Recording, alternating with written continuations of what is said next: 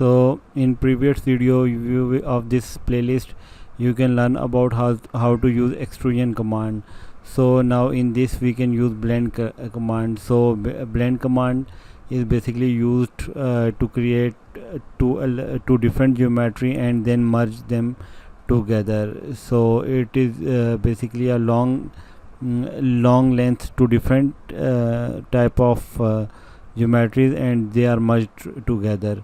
So how we can use, first of all you can click on this blend.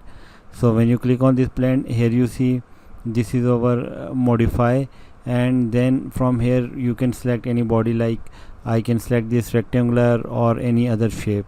So you can select this rectangular shape. Let's suppose I create this rectangular shape.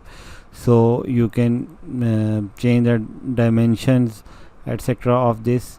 So here you can change dimensions. So after that you can click on, here you see this is the second option, which is edit top. You can click on this edit top, and then from here you can, let's suppose I can create a circular body. Here you see this is my circle. So you can create circular body, and you can little bit change if you want to move this. Here we can move, and then here you see this is your top, and this is, so this is first end is this one, and this is second end. So here you can change the different distance between first and second end is 1 feet. So you can change, let's suppose I can change this into 3 feet. Okay, and then you can click on this finish module. So here you see these two bodies are blend together. So here you see in realistic, click on this realistic, and here you see these are blend together. So if you want to change material of this, just select this, and then here you see this is material by category, and then you can click on this.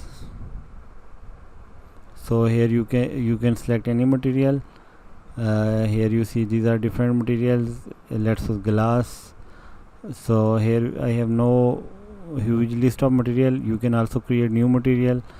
Here you can change the name of material, like FD is my material. From here you can select the appearance. Let's suppose here we can decide any material. These are different material library appearance. So you can select this stone library, then click on OK, and then again you can select this. So realistic, and